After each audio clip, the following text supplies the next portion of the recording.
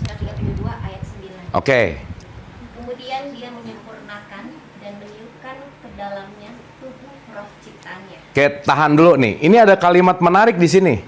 Di surat 32 ayat 9, tuh ada kalimat gini bahwa kemudian, boleh diulang teh, punten? Kemudian dia menyempurnakan dan meniupkan ke dalam tubuhnya roh ciptaannya. Oke. Kemudian udah sempurna nih. Kalimatnya ditiupkan. Di apa? Ditiupkan. Sementara kalau di 3877, di 2 ayat 30, banyak lah ya. Itu ada kata-kata, atau yang paling sederhana aja, wa ma khalaqtul jinna wal insa illa liya'budun. Dan aku tidak menciptakan. Tidak apa? Maka kalimat yang dikatakan yang namanya ruh itu nggak ada kata-kata, dan aku ciptakan ruhku, nggak ada. Betul nggak? Tetapi aku tiupkan. Beda nggak? Beda dong. Sip? Dapat ya? Maka nanti akan ada 3 poin nih. Ada diciptakan sebagai holikun, oke? Dan ada dijadikan sebagai jailun. Maka ditiupkan, diciptakan, dijadikan. Sampai sini oke?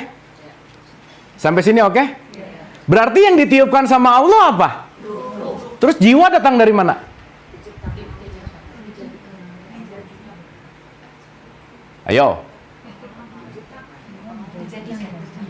Sok lanjut dulu ayatnya. Dan dia menjadikan bagi kamu pendengaran, penglihatan dan hati, tetapi kamu sedikit sekali bersyukur. Dan berarti di sini di satu ayat ini udah ada 2 nih. Yang satu ditiupkan, yang satu dijadikan. Beda nggak? Beda.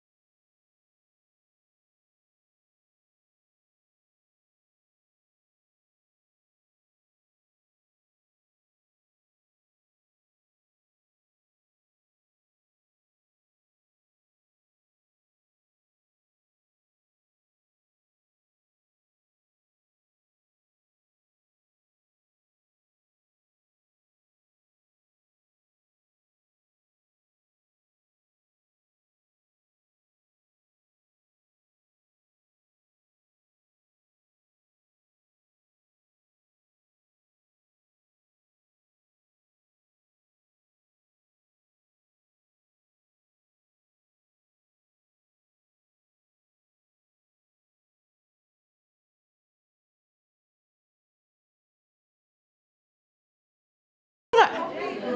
Siapa yang meniupkan jawaban dari dalam? Peniup sangkakala di dalam.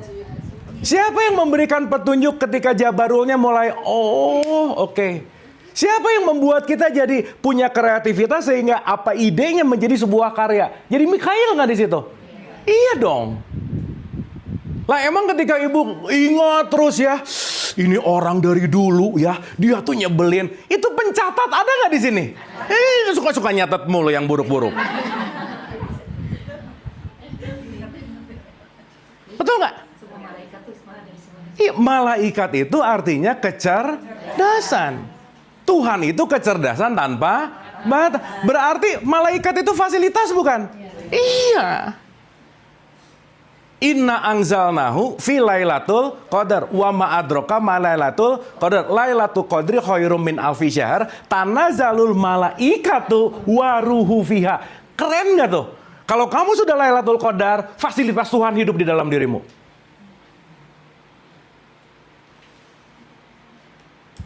Lah emang ibu dan bapak begitu dapat ide, emang Jibril nggak kerja di situ?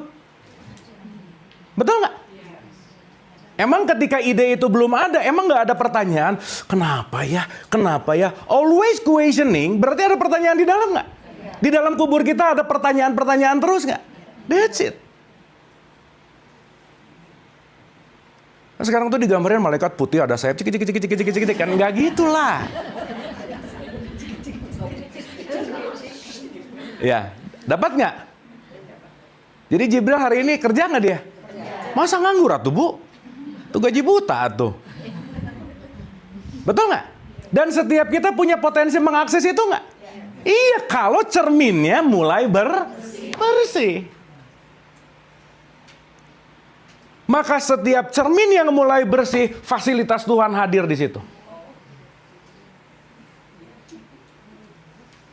Makanya Nabi Muhammad sebelum Isra Mi'raj dibelah dulu dadanya, dicuci pakai air zam-zam gitu nggak? Itu kan nggak literally dibelasot air zam-zam, bukan gitu poinnya. Karena yang diperjalankan menuju situ adalah diperjalankannya hamba. Hamba itu adalah orang yang cerminnya bersih, itu namanya hamba. Makanya hamba itu kerjaannya hanya mengabdi kepada sumber. Maka ketika cerminnya bersih, semua kita hanyalah cerminannya dia. Di situ kita baru bisa ngomong, kemana aku melihat, di situ wajah Allah. Aduh, ini oke nggak nih? Hah? Dapat ya? Dapat nggak ini? Susah loh mau nerangin ini, Bu. Nah, ini kalau kita belum 8 tahun mah nggak akan ngomong gini saya sih gitu. Ya. Jangan pengen cepet atuh, Bu. Semakin pengen cepet berarti semakin nambahin kotoran cermin. Nggak ada faktor usia, nggak ada latar belakang. Nggak ada. Itu proses alamnya. Nggak ada. Yang jelas makin tua makin susah berubah gitu aja. Lah itu mah fix. Iya. Bu, kemarin di ruang cerdas, saya datang tamu umur 8 tahun, Bu. Dia nanya, how to handle my friend, dia bilang. Terus saya ceritain tentang reaktif dan proaktif. 5 detik nyelesain, dia ngomong, so kalau gitu saya jangan ngopi dia dong. Dia ngerti. Ini yang suka nonton udah ratusan kali ngomongin reaktif proaktif nggak ngerti-ngerti. Kenapa? Udah pada tua yang dengernya masalahnya. Ini yang baru 8 tahun, buset dan ini anak kok bisa dapat langsung ya gitu. Kan artinya apa? Ya mungkin si cerminnya belum banyak kotoran aja sih gitu. Ya. Kan tadi kan jiwa itu kan penglihatan, pendengaran. Penglihatan, pendengaran, Dan hati. Kan? pikiran. Ya. Akal pikiran. Kalau menurut saya pribadi ya gimana orangnya? Dia mau melihat yang benarnya enggak, mau mendengar enggak gitu. Yes, Itu yes. aja sih simpelnya. Betul. Berarti urusan jiwa itu kenapa dijadikan itu prerogatif kita semua. Masing-masing. Maka pertanyaan ibu, kenapa ada orang yang dapat petunjuk atau enggak? Ya urusannya bahwa jiwanya mau diberesin atau enggak gitu. Lah, ibu pengen sembuh, tapi ibunya nggak pengen sembuh, nggak bisa. Aduh, aku tuh pengen disembuhin sama orang lain, nggak bisa. Karena semua pertanggungjawaban kembali kepada diri kita masing-masing. Makanya jangan berharap akan ada yang menolong dan seterusnya. Karena kenapa? Urusan cermin, ngebersihinnya diri sendiri. Kenapa? Karena ngotorinnya juga sendiri. Betul banget pertanyaan punten ya. Saya mau dengerin orang dan saya nggak mau dengerin orang. Kekuasaannya siapa? Allah bisa ngerubah nggak? Allah bisa ngerubah nggak? Gini, kalau orang ini nggak mau dapat petunjuk, nggak mau denger, karena dia sombong, even kekuasaan Allah bisa ngerubah dia nggak? Nggak bisa lah. Karena itu hak kamu gitu. Bu, Pak maaf ya, Allah bisa ngebuat orang beriman nggak? Nggak bisa. Karena keimanan adalah pilihanmu. Maka Allah akan selalu menunggu sampai kamu memilih aku gitu. Selama kamu masih memilih kesombonganmu, selama kamu masih memilih apapun yang merasa kamu oke lah, apa dan lain, saya nunggu deh.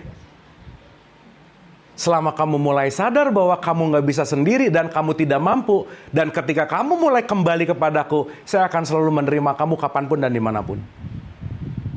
Kan itu welas asihnya Allah. Allah tuh cuman lagi nunggu kapan kamu mau pulang sih gitu. Kan dikasih tahu tuh di surat 5 ayat 48. Seandainya aku bikin semuanya baik, satu umat aja udah baik semua, nggak ada yang buruk, betul nggak? Tetapi karena hidup ini pembelajaran buat jiwamu, di mana jiwa ini kita sedang belajar bertumbuh di sekolah kehidupan ini. Jadi bumi adalah sekolah jiwa yang terbaik. Maka bumi ini rumah sakit jiwa besar sebenarnya kan? Lah berarti kita semua pasien rumah sakit bumi bukan? Sakit jiwa nggak? Ya udah tuh kalau gitu mah. Begitu ibu bapak ketemu orang nyebelin, oh pasien rawat inap, beres. Sama. Karena dia juga pasien, aku juga, udah selesai. Karena kalau nggak nyebelin nggak akan ada di sini gitu loh Bu, Pak. Kalau nggak sakit nggak akan dilahirin ke sini gitu dalam tanda petik. Karena kita semua ini membawa semua luka-luka jiwa, quote and quote. Sampai sini oke nggak? Oke? Oke. Aduh, oke nggak ini? Dah, ya. Nah, sekarang saya tanya, punten. Berarti sekarang kalau misalnya kita udah mulai ngerti gini, dan Allah selalu meliputi, terus kembali ke Allah gimana caranya?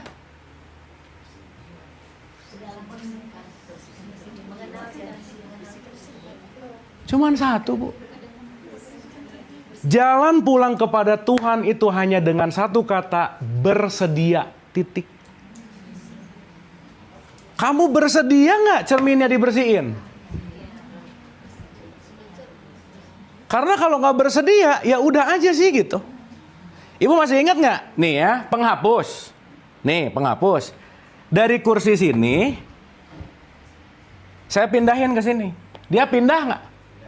Pindah. Apa faktor utama dia bisa pindah? Bersedia. Karena dia diem gitu. Dia nggak ngapa-ngapain. Dan dia menyerahkan semua apapun untuk diserahkan kepada saya. Terserah dia mau dipindahin kemana, dia ngikut. Kalau si penghapus ini punya ego, Bu.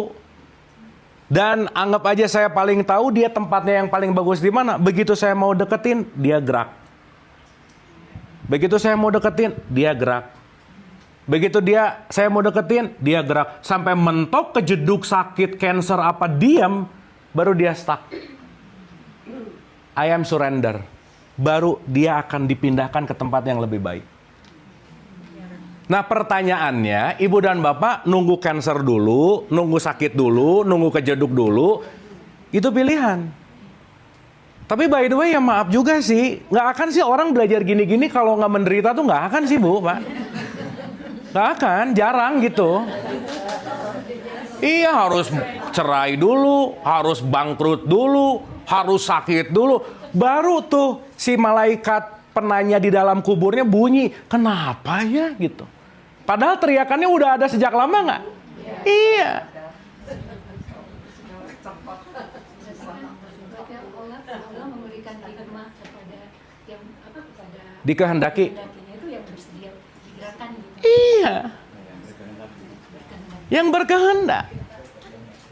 Makanya semua orang bisa ngaji, tapi nggak semua orang dapat petunjuk gitu loh. Betul nggak? Kenapa? Karena belum tentu orang yang mengkaji menjadi bahan kajiannya membersihkan cerminnya gitu loh. Sekarang saya tanya deh, ibu dan bapak waktu baca Quran ngerasa lagi ngaca nggak? Enggak. Berapa persen sih begitu baca Quran? Gue banget, aduh gue banget, aduh gue banget gitu. Udah sodaqallahul azim, gue bangetnya nggak ada, paham nggak? Bener nggak? Yang penting hatam, abis gitu ngerasa solehah gitu. Karena udah hatam gitu misalnya. Oke sampai sini? Oke sampai sini? Dah. Saya mau nambah 3 diksi ya. 3 diksi ini penting banget. Saya pinjam dari siapa ya? Saya pinjam dari Mullah Sadra aja. Ibnu Arabi aja ya. Saya pinjam pakai dari statementnya beliau. Papan tulis ini adalah wadah dari keberadaan semua yang ada di tulisan. Oke? Berarti yang paling esensial dari semua tulisan ini, tulisannya atau papan tulisnya? Yang paling esensial? Yang paling cuma satu. Papan tulis. Kenapa? Karena papan tulis ini udah dipakai 8 tahun kajian di sini, udah ribuan catatan yang ada di situ, tapi papan tulisnya papan tulis yang sama, betul nggak? Nah, berarti kalau si papan tulis ini adalah papan tulis yang sama, dia hanya akan berganti-ganti tulisan, berganti-ganti catatan, tapi wadahnya tetap sama. Betul nggak? Karena tidak mungkin ada yang menampil kalau tidak ada wadah. Dapat? Sok, saya mau nanya. Pikiran ibu dan bapak 5 tahun yang lalu sampai sama sekarang beda nggak? Berarti ada pikiran yang on, ada pikiran yang off. Berarti pikiran itu perlu wadah nggak? Di mana wadahnya? Di tempat penyimpanan pikiran yang nggak mungkin berubah sampai kapanpun. Itulah namanya kesadaran.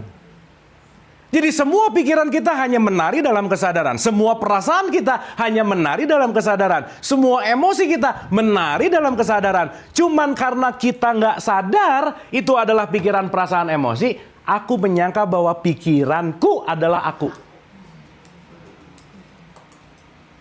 Paham nggak nih? Padahal pikiran itu kayak awan. Aku itu langitnya. Awan mendung bukan berarti nggak ada langitnya, tapi tertutup oleh awan mendung. Tapi begitu clear sky, langit kelihatan nggak? Kelihatan. Maka kesadaran itu sepertilah langit yang datang pikiran hitam, pikiran putih, pikiran hitam, pikiran putih. Dan setiap pikiran itu adalah yang namanya dijadikan.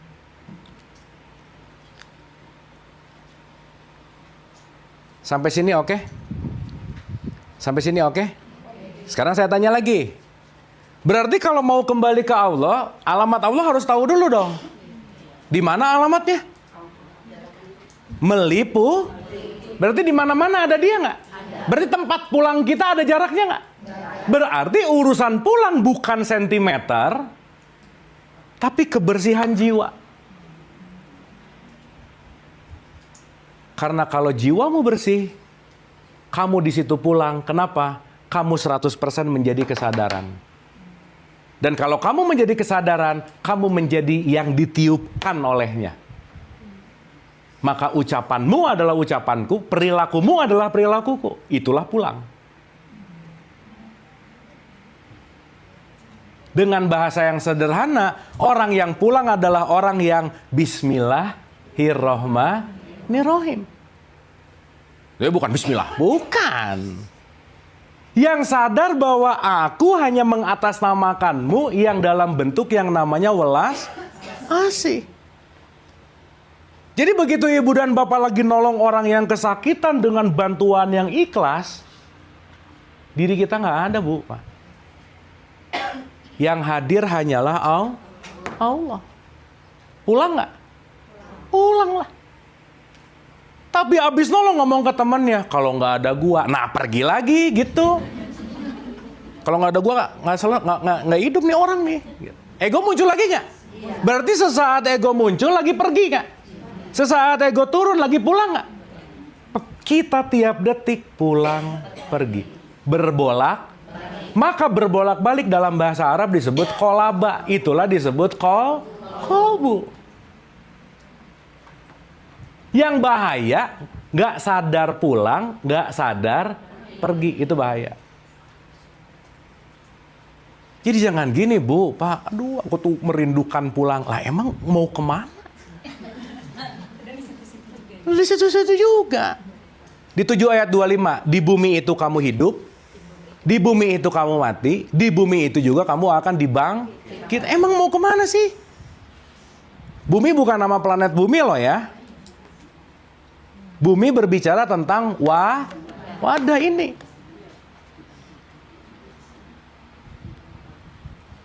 Sampai sini oke, Bu, Pak? Oke nggak ini? Ini kalau oke saya lega banget nih. Oke banget, sip.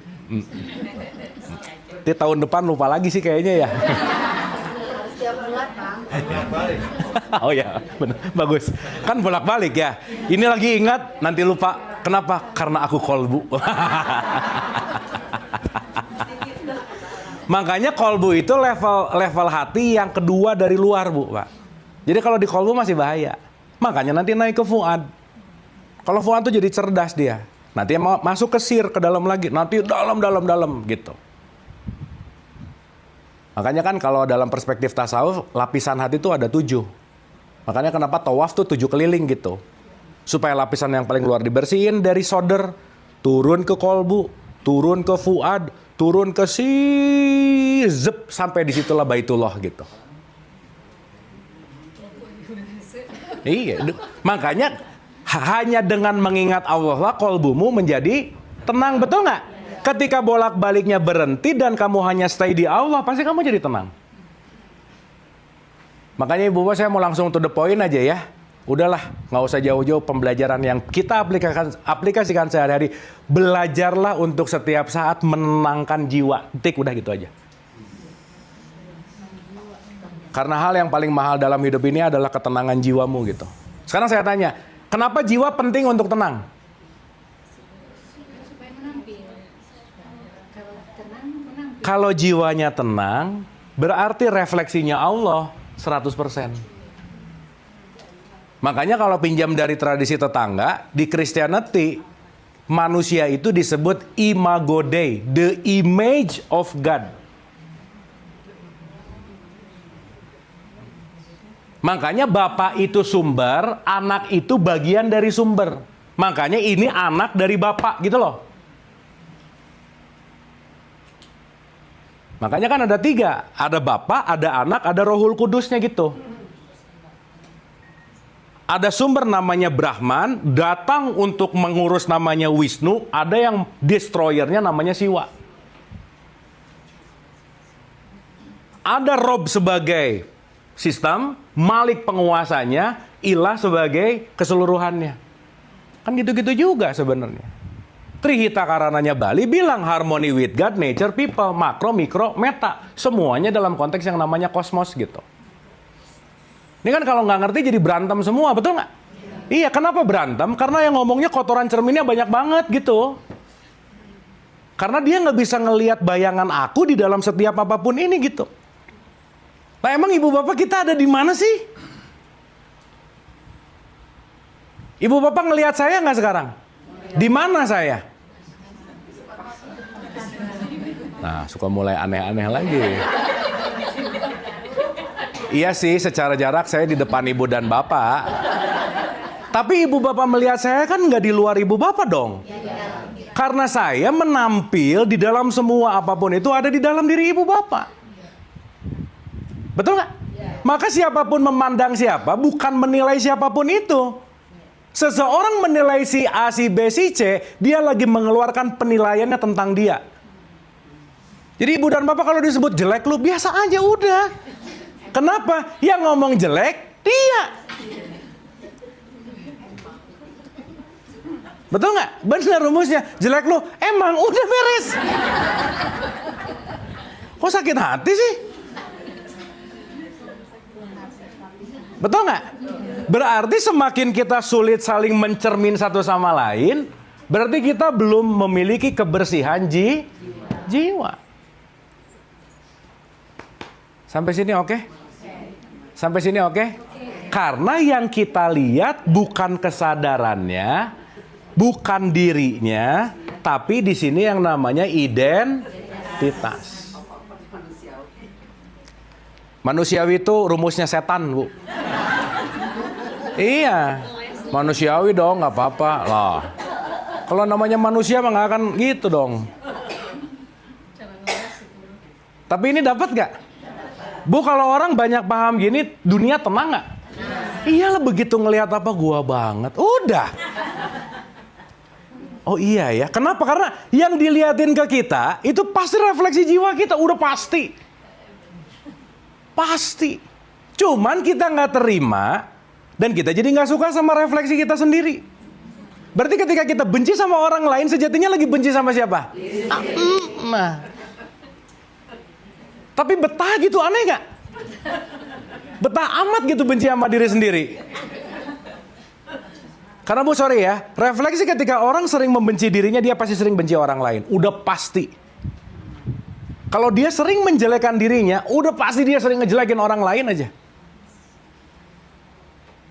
Gitu. Oke? Oke? Oke. 5 menit lagi ya, baru kita mulai. 5 menit lagi. Saya mau ngasih 3 terminologi ini penting banget, Bu. Penting sepenting-pentingnya.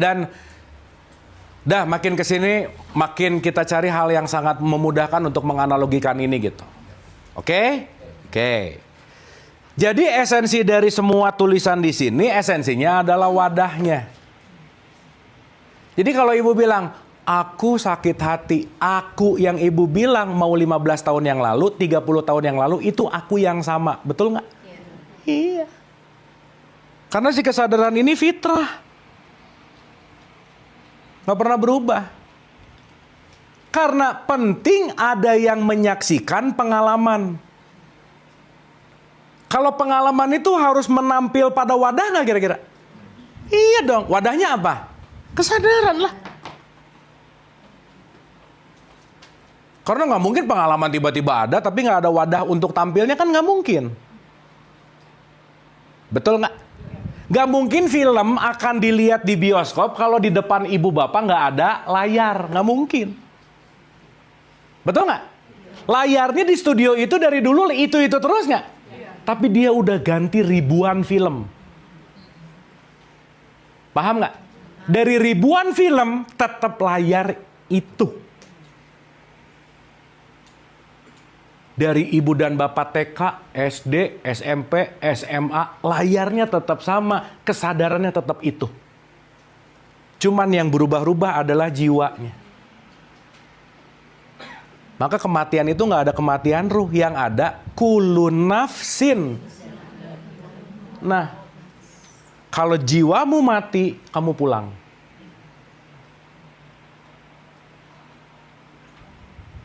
Terus orang yang dikubur jiwanya pasti mati nggak? Belum tentu. Siapa tahu dia masih melekat kepada hartanya.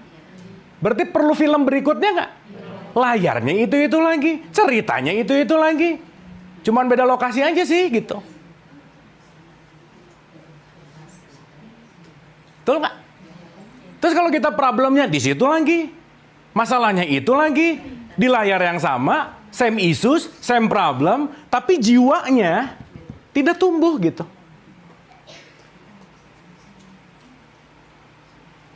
Maka ibu bapak, sedikit dari kamu yang bersyukur. Syukur itu artinya apa? Apa sih?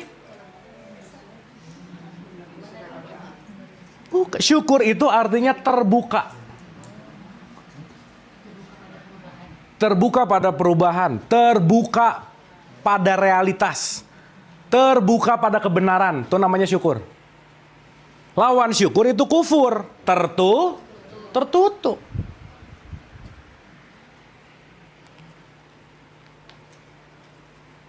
Ibu bapak besok pengen jualan, pengen lakunya besok 100.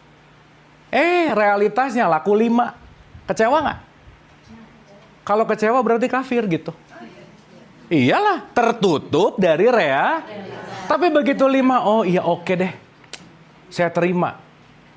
Kenapa? Ada sesuatu yang harus diberesin lagi nih kalau pengen 100. Tapi diterima gitu. Begitu nerima namanya syukur.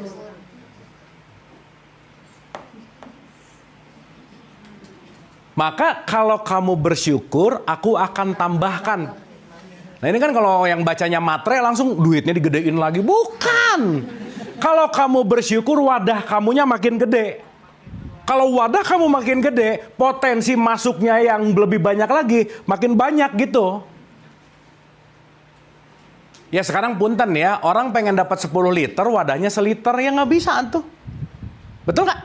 Kalau bersyukur berarti begitu 1 liter ngerti, saya ngegedein wadah lagi ya. Oke nih. Tuhan wadah saya udah 100 liter, masa nggak diisi 100 liter? Otomatis Bu, Pak.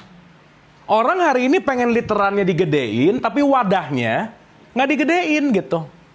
Nggak ada tempat naruh dong. Paham nggak? Oke? Oke nggak ini? Jadi pulang kapan?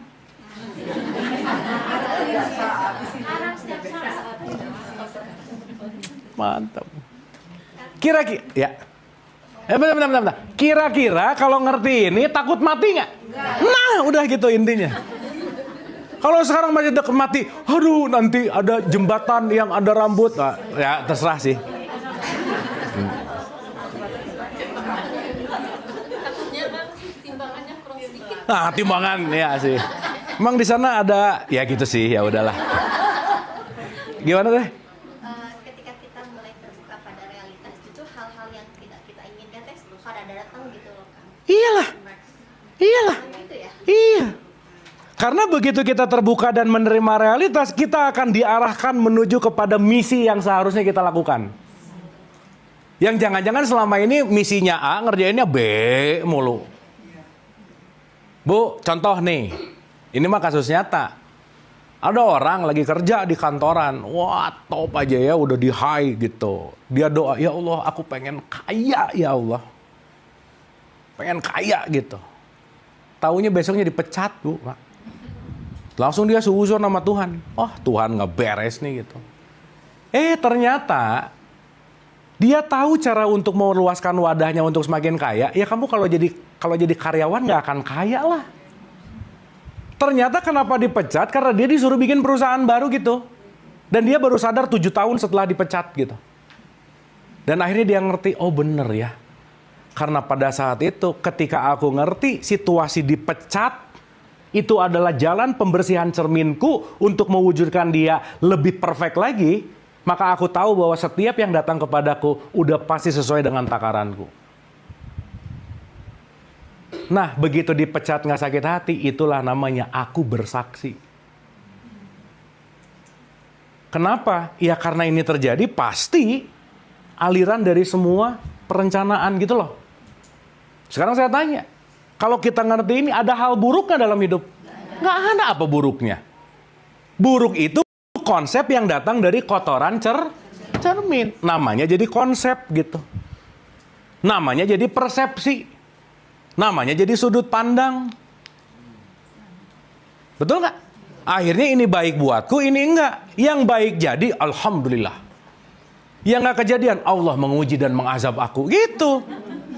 Allah lagi disalahin.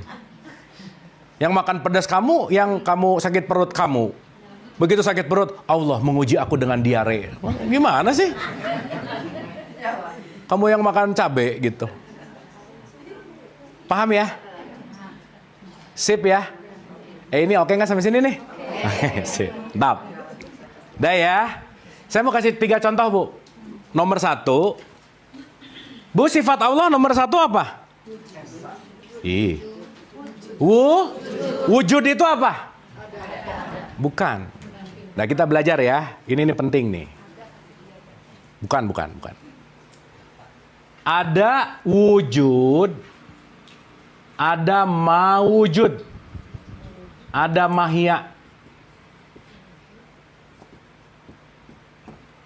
Wujud, mawujud, mahiyah. Dah, kita ngerti ini aja. Saya pinjam dari Ibnu Arabi ya. Jadi kalau sifat Allah wujud, nomor 1 wujud. Wujud itu artinya keberadaan.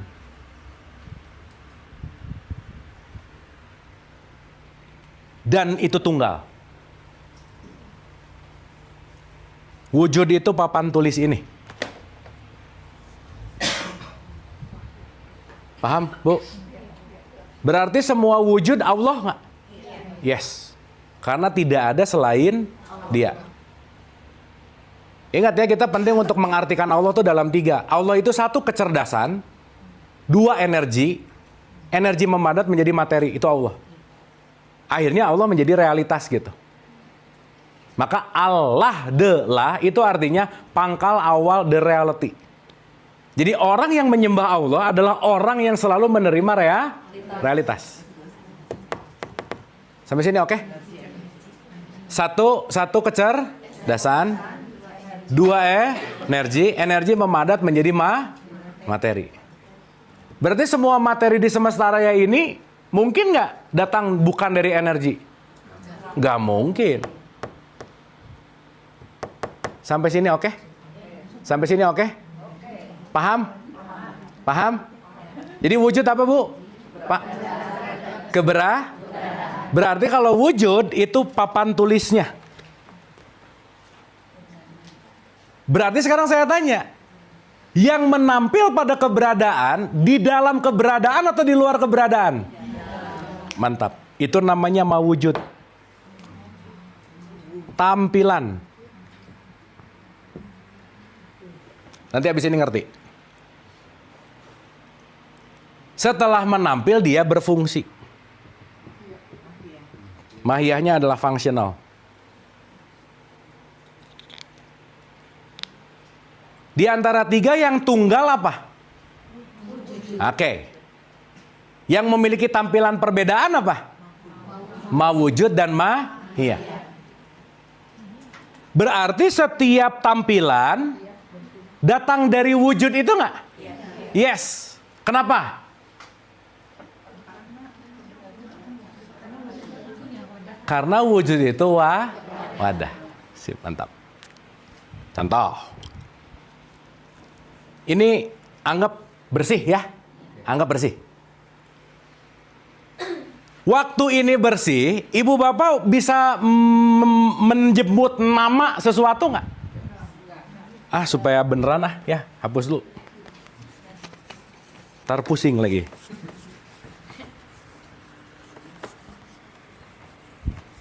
Udah ya, anggap ini bersih sebersih-bersihnya. Anggap. Dah.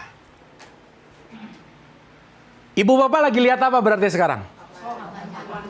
Iya ya tahu. Yang kalau di antara 3 tadi, wujud. Nah, udah dihapus aja pusing ya. Nah, apalagi belum.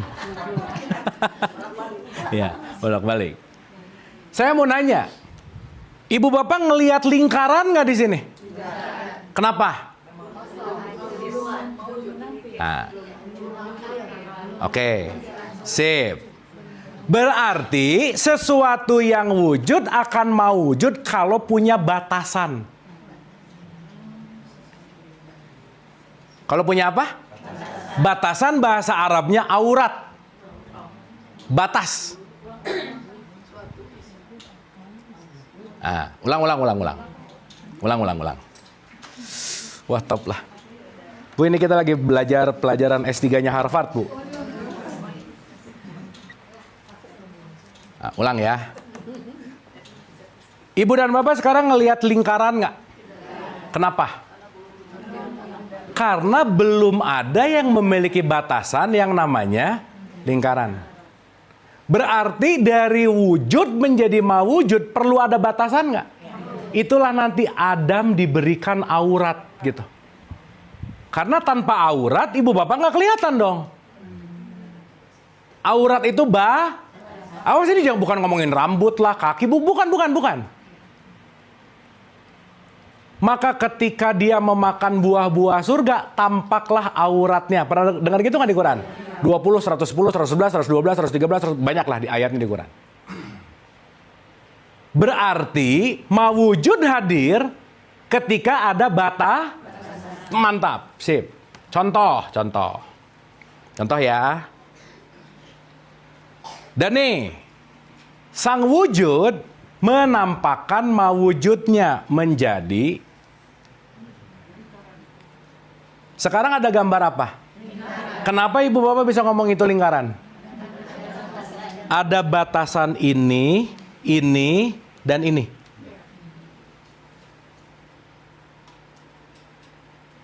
Betul nggak? Jadi aja aku mengatakan dan boleh jadi lupa ketika ibu bapak lihat lingkaran. Lingkarannya butut, bentar ya. Ntar disebut lonjong lagi. Dah. Ya sama. Ya udahlah, anggap aja lingkaran atau ya. Dah, gitu. Nah, itu barusan namanya mawujud yang namanya julid ya. Nah. Ya anggap gitulah ya. Tapi ini bisa disebut lingkaran karena kenapa? Bukan kesepakatan dulu. Karena ada batasan. Oke? Ada berapa lingkaran? Oke. Muncul lagi. Sekarang ada apa dan apa? Sekarang? Jajaran genjang ke, segitiga ke, lingkaran ke, yang nanti lama-lama semuanya penuh. Papan tulisnya kelihatan lagi nggak?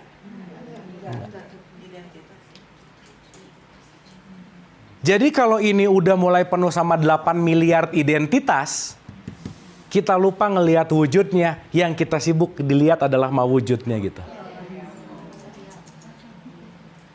Paham nggak? Ini kalau sama yang cerdas-cerdas gini enak ngobrolnya nih.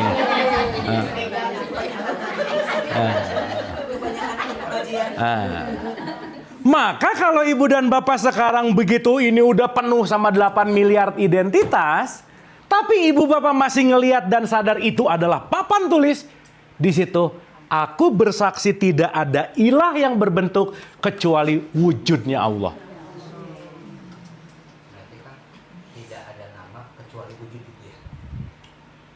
Entah oke sih, tapi nanti ke situ. Nanti, karena nama itu kita penting untuk ngerti. Nama itu sesuatu yang menjadi konsep. Itu masalahnya. Makanya Adam puyeng ketika udah tahu nama-nama. Sampai sini oke? Oke nggak ini? Nah. Berarti sekarang kalau ini semuanya semakin penuh, tertampak papan tulisnya nggak ada. Yang kalau nggak sadar.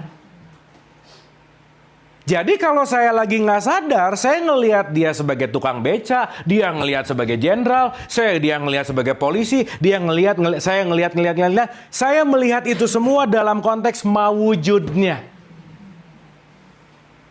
Tapi sorry, wadahnya tukang beca, kayak polisi, kita semua, wadahnya siapa?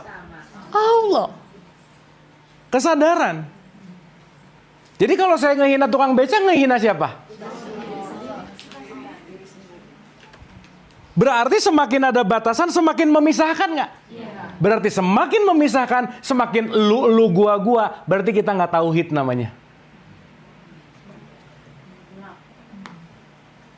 Tidak dalam keadaan satu kesatuan. Oke sampai sini? Maka ilah itu adalah mawujud. Allah itu adalah wujudnya. Makanya la Tidak ada yang mewujud kecuali wujud yang tunggal. Keren nggak Bu, Pak? Berarti sekarang saya tulis Islam. Wujud mewujud? Mewujud. Kristen, Hindu, tetap aja ini semua ada di papan tulis. Yang beda apanya? Mau, tapi wujudnya tunggal nggak? Jadi kalau kita benci semuanya gara-gara nggak ngerti ini semua dalam satu kesatuan tunggal, kafir pasti. Maka kamu tertutup dari wujudku karena kamu terjebak dalam mawujudku.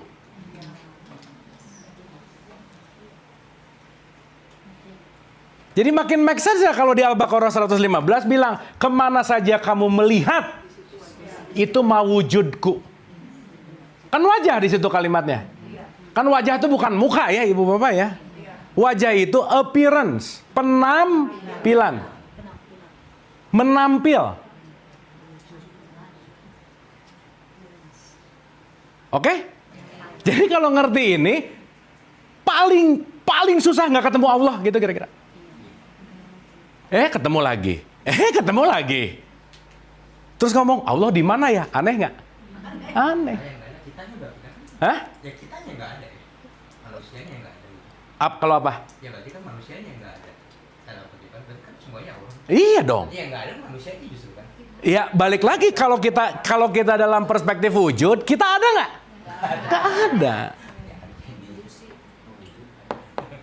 Tapi kalau kita ngomongin mawujud, kita ada nggak? Ada.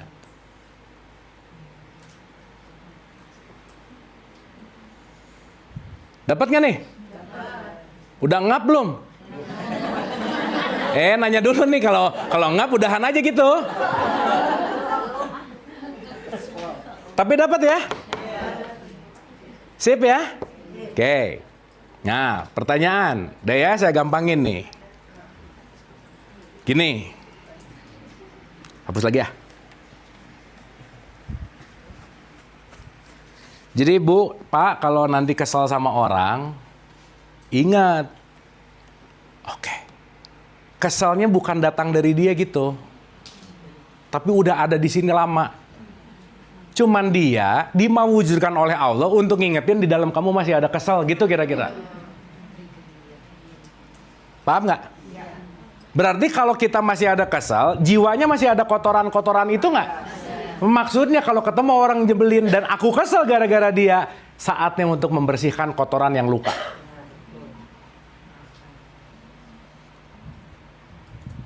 Jadi orang yang nyebelin berfungsi nggak? Banget. Makanya hidup itu perlu punya haters, Bu, Pak, perlu. Iya, kalau nggak punya haters, nggak ada pembersih cermin tuh nggak ada. Gratisan lagi. Karena apa yang diucapkan oleh haters udah pasti part dari petunjuk cerminan-cerminan jiwa kita yang penting untuk diregulasi gitu. Jadi jangan jadi makin benci, jangan. Pengingat. Makanya semua itu adalah utusannya. Semua adalah messenger. Messenger bahasa Arabnya arsalna, rasul. Mungkin musuh kita yang julid itu malaikat ya? Gimana Bu? Musuh kita yang julid itu Hah? malaikat ya? Ya kan kita udah ngerti tadi malaikatnya mah bukan kecerdasan kan? Iya. Dan musuh kita yang julid adalah bagian jiwa kita yang masih terluka, gitu aja. Iya. Karena bagian jiwaku terluka dititipin di situ gitu. Makanya Yesus tuh keren. Coba Bu, Pak. Sesaat dia sebelum disalib, doa sama yang nyalibnya keren banget gini. Tuhan, ampunilah mereka karena mereka nggak ngerti. Coba, gimana coba? Cintailah musuhmu. Coba. Kan, gitu. Susah cerita dong. Artinya dia benar-benar ngerti mau digimanain, ya udah itu juga bagian dari jiwaku sih gitu. Cuman beda antara sabar sama tolol tuh beda memang gitu. Iya, dipukulin aku memang lagi dibersihkan cermin. Jangan atuh.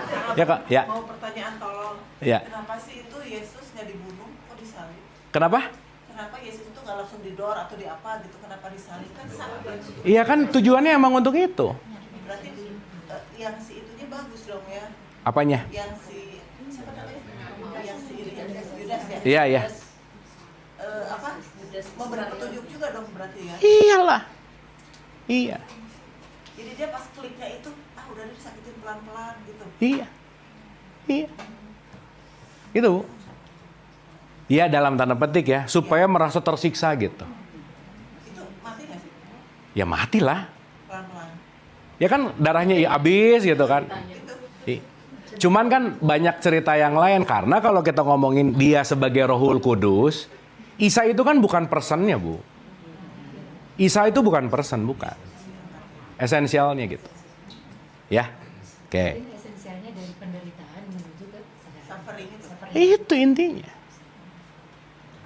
Nih ya. Aduh, ini nanti kita bahas pas Natalan sih sebenarnya. Gini. Hanya ketika tubuhmu tidak mengapa-ngapa, maka jiwamu dan ruhmu akan bangkit gitu. Kalau tanganmu udah dipaku, mulutmu dipaku, ini semua dipaku, artinya nggak ngapa-ngapain, diam total sediam-diamnya, maka ruhmu akan bangkit. Gitu ceritanya. Artinya, jangan si tubuh fisik ini hanyalah sebagai mawujud. Makanya disebut Natal. Natal itulah lahir itu kiam, bangkit, kiamat, sama aja sih. Ibu Bapak nonton episode kiamatnya 3 Fakir deh. Kita lagi bahas kiamat 5 episode top banget itu. Itu asik tuh, kita bahas tentang awakening gitu. Anyway. Udahlah jangan ngomong itu dulu, pusing lah, kesini dulu lah. Sini dulu. Nah, itu kayak ngerti aja ya, udah sini. Nah. Tapi ini oke ya. Dah, supaya gampang gini Ibu Bapak. Listrik itu wujud. Oke? Listrik itu apa? Masuk ke rumah ini, satu ke kulkas, satu ke microwave.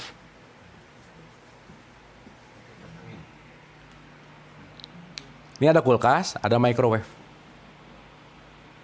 Kulkas tugasnya membuat dingin, es, microwave membuat panas.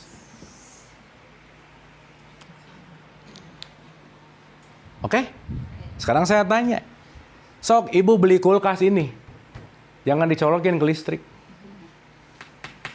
Berfungsi nggak jadi pendingin? Enggak. Berarti esensi kulkas adalah listrik. Karena listrik yang menghidupkan kulkas untuk berfungsi sebagai pembuat es. Paham nggak? Karena listrik yang menghidupkan microwave untuk berfungsi memanaskan tapi mau ini panas, mau jadi es, mau ini microwave, mau ini kulkas, sumbernya apa? Sumber rumah ini sama sumber rumah sebelah sama nggak? Jadi semuanya sumbernya sama, tapi mau wujud dengan beda untuk fungsi yang berbeda, gitu kira-kira.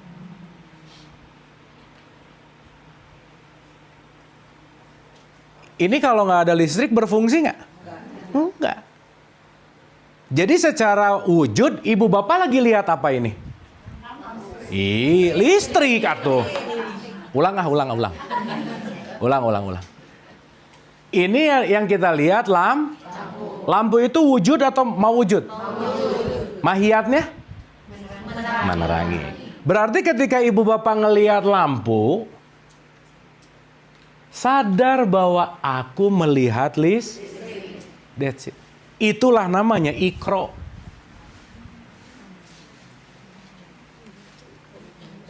Ketika kamu mulai mengobserv apapun, tujuan utamanya adalah kepada Sang Tunggal, di situ kamu sedang mengalami yang namanya ikro.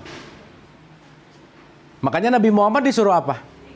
Ikro bismirob, atas nama Dia.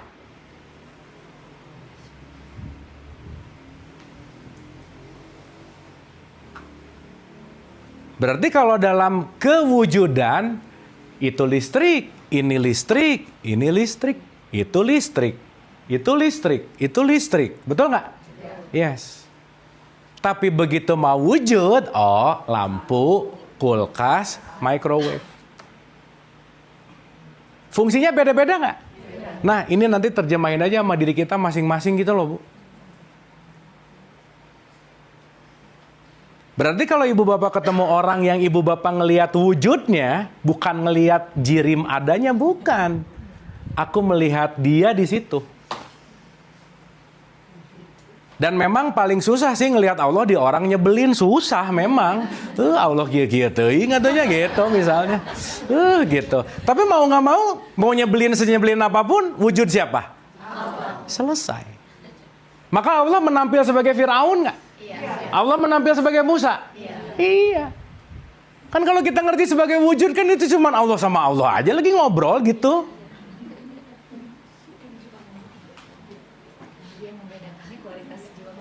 Yang membedakan fungsi adalah nah gitu. Itu Bapak, mudah-mudahan ini ngerti banget ya. Once kita paham ini, aduh udah deh. Semua tuh easy gitu. Jadi kalau yang sakit jiwa, yang mata pendengaran sama yang emosinya nggak berfungsi, sebenarnya nggak ikro berarti kan? Nggak gini, mata pendengaran nggak berfungsi, yang tidak berfungsi adalah bukan daya lihatnya. Dalam arti buta, tapi orang yang tidak mau melihat. Oh iya. Gitu, Iya. dia mau ikro, kan? Yes. Makanya apa bedanya sama binatang ternak kalau kata Quran? Betul kan? Maka punya mata belum tentu bisa lihat. Punya pendengaran belum tentu bisa dengar. Karena instrumennya bagus, dayanya nggak oke gitu. Gitu kan? Dapat ya? Oke? Sip? Jadi paham nggak kenapa orang beda-beda menuju kepada listriknya, paham nggak? Iya, kualitas jiwanya beda-beda. Makanya Quran selalu mengencourage, jadilah orang takwa. Nah sekarang saya tanya, takwa itu urusannya di jiwa bukan? Iyalah. Jangan pelit, kontrol amarah, memaafkan, berbuat baik, ego, dan seterusnya diberesin. Urusannya buat apa? Membuat jiwa kita menjadi ya ayuhan nafsul, wahai jiwa-jiwa yang Kenapa kalau jiwanya tenang jadi oke? Karena begitu tenangnya jiwamu, hadirlah si wujud gitu. Nah, kita menyebutnya ada aku 1, aku 2, aku 3, aku 4, aku 5, dan seterusnya. Dalam perspektif Western disebut higher self, diriku yang lebih tinggi. Berarti kan bukan hanya urusan tubuh fisik gitu kira-kira. Sip ya? Oke? Aduh oke ini ya? Terakhir. Sebelum nanti kita tanya jawab. Dah. Ya. Ulang sekali lagi ya. Sekali lagi. Papan tulis ini apa tadi, Wu? Wujud. Akan bisa disebut sebagai mawujud kalau udah ada benda atau batas. Kita dikasih batas nggak? Apa batas luar kita? Kulit. Makanya di 41-20-22, lidah, tangan, kaki, kulit. Dan kulit mereka. Itu jadi auratnya kan? Sip ya. Karena dengan penampilan kita semua, kita di sini bisa ngelihat banyak orang, betul nggak? Nah, sekarang saya tanya. Yang berjasa untuk kita bisa saling melihat di sini apa? Ibu bapak bisa saling melihat?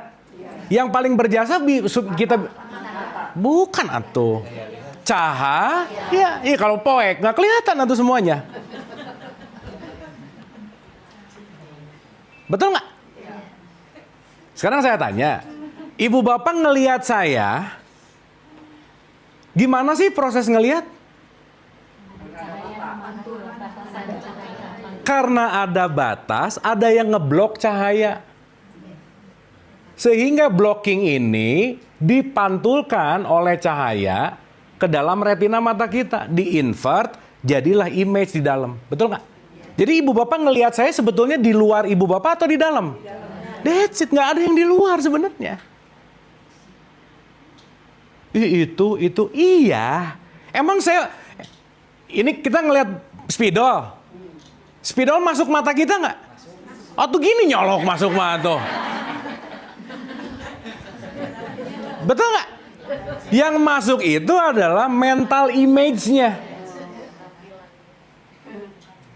Betul nggak? Sip.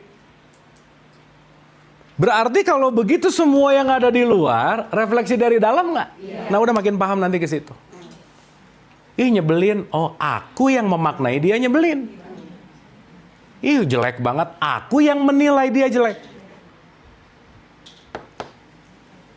Sampai sini oke? Oke? Paham? Contoh. Ibu bapak bisa ngelihat telapak tangan saya? Kenapa? Sip. Gimana prosesnya? Dia memantul. Sip. Jadi begitu ibu bapak memantul, ibu bapak sadar nggak ada cahaya di situ? Belum tentu juga sih ya. Tapi sekarang mulai sadar nggak? Nah, sekarang saya tanya, pemantul ini saya turunin, masih ada cahaya nggak di situ? Ada. Tapi kelihatan nggak? Kenapa? Itulah ketika kita sadar bahwa siapapun yang kita lihat yang mengingatkan kita kepada Allah gitu kira-kira.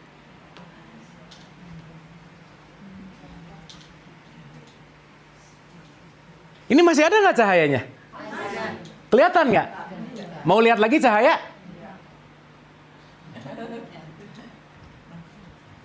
Saya ilangin ya. Kelihatan nggak? Berarti aura tangan saya membantu kita mengingatkan kepada cahaya nggak? That's it. Jadi gampangan kata Allah gini, saya udah bikin yang kelihatan, lu nyari yang nggak kelihatan, aneh banget sih gitu.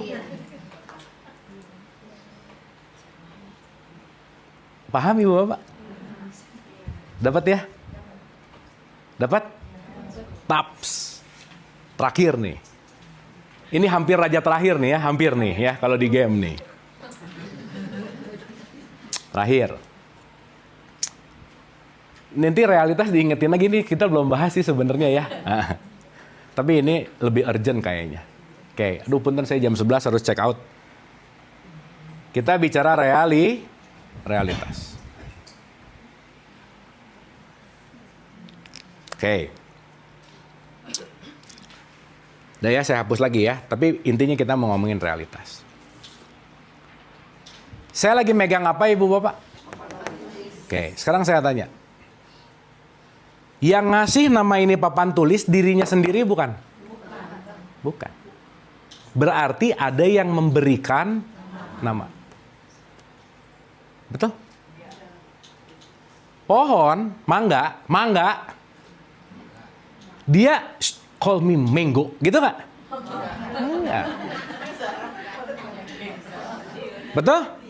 Tetapi ada yang menyematkan nama, maka disebut jadi mangga.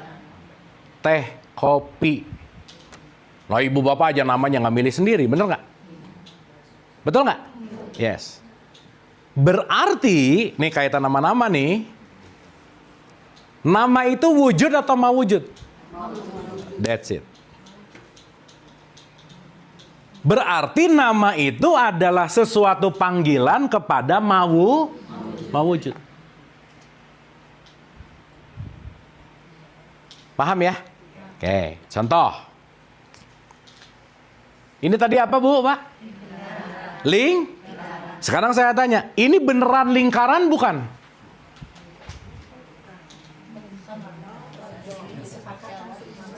Sesuatu yang kita namakan terhadap bentuk ini adalah lingkaran. Tapi kalau saya ngomong, ibu bapak kita saksikan segitiga. Benar atau salah? Nah, berarti kalau salah belum ngelihat wujud namanya. Ulang. Ini apa tadi? Lingkaran. Beneran lingkaran nggak?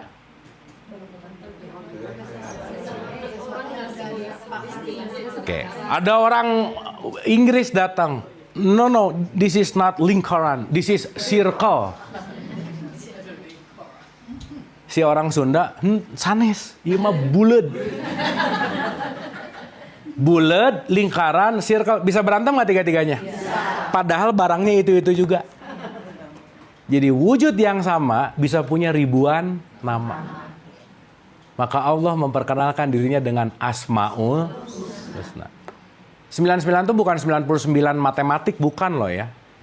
Unlimited.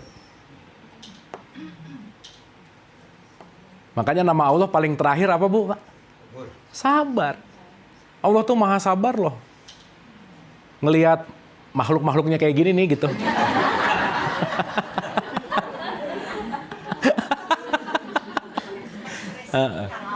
Iya, sabar gitu ya. Kalau Allah nggak sabar, wah udah. Selesai aja. Anyway, ulang ya.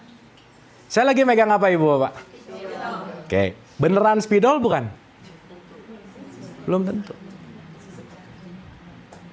Oke? Betul, karena kita sepakat ini namanya spidol. Karena kita sepakat ini namanya lingkaran.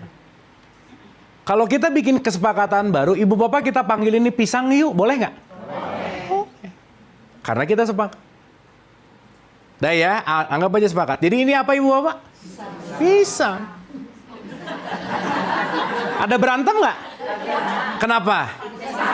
Kecuali ada orang baru datang. Begitu baru datang, wah ini kumpulan orang-orang gini nih. Padahal dianya nggak ngerti kesepakatan.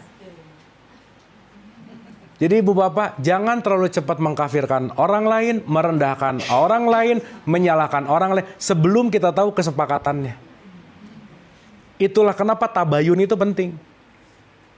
Ini tabayun enggak, kafir.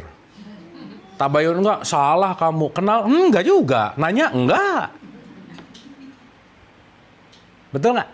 Berarti orang yang mengkafirkan, ada kekafiran di dalam dirinya nggak? Selesai udah.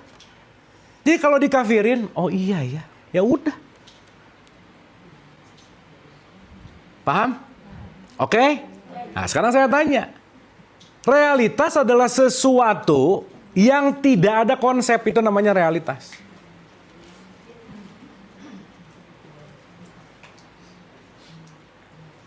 Oke? Sip ya? Maka kalau Allah sudah dikasih konsep, itu udah bukan Allah gitu.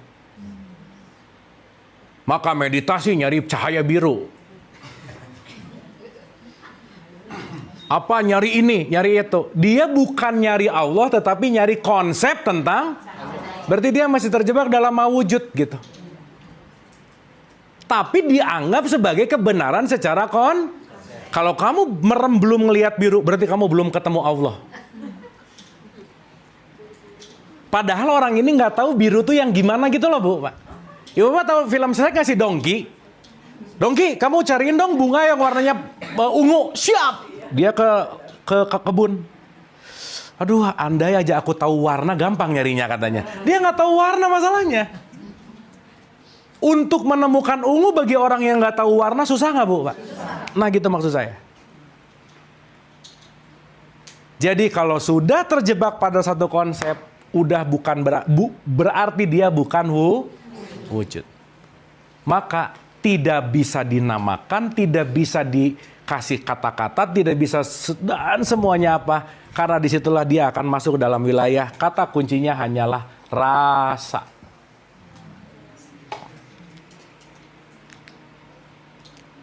Oke? Sip? Paham? Nah ingetin, nanti dari sini kita lanjutin kepada pemahaman tentang rasa. Kesimpulan. Kita simpulkan dulu.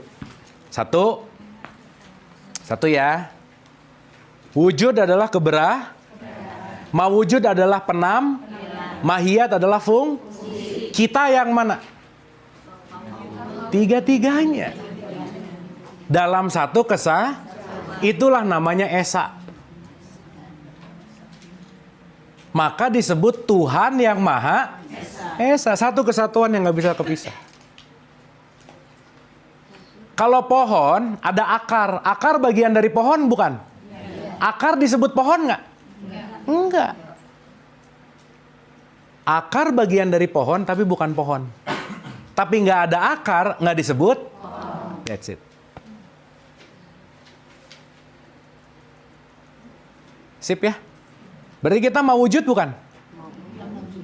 Iya dong. Bagian dari wujud bukan? Tapi wujud bukan?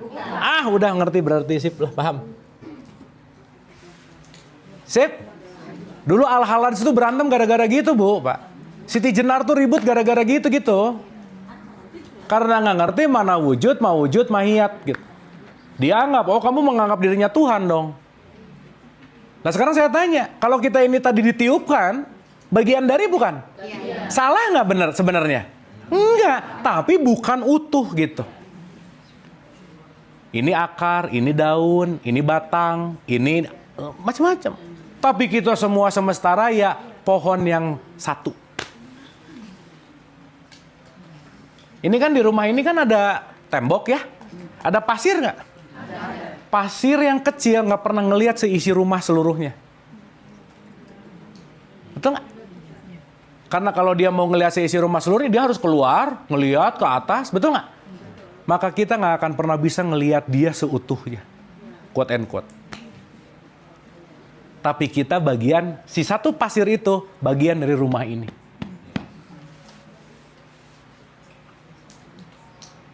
Maka tidak ada yang serupa dengan dia. Kenapa? Karena semuanya dia. Tapi kita bukan dia. Jadi dia itu apa? Kita akan bahas di episode yang akan datang. Udah ya, Ibu Bapak ya? Cukup ya? Dicekapkan ya. Tapi paham ya? Dah, dapat sesuatu? Boleh nggak 2 orang gitu? Saya dapat apa gitu hari ini? Silakan. Dari bapak-bapak dulu kali. Ada yang pengen? Atau Akang mungkin yang nanya? Cekap? Ibu-ibu? Iya, Ibu silakan. Ternyata kita tuh setelah tahu ilmu, jadi semuanya tuh ya katakanlah gampang gitu kalau setelah ilmu. Betul, Bu. Berarti kesulitan karena kenapa, Bu? Karena kita tidak tahu ilmu. That's mantap. Kita tepuk tangan dong, keren banget. Ibu Bapak hatur nuhun. Kita hening sejenak. Al-Hadiniyah, Al-Fatihah. Auzubillah.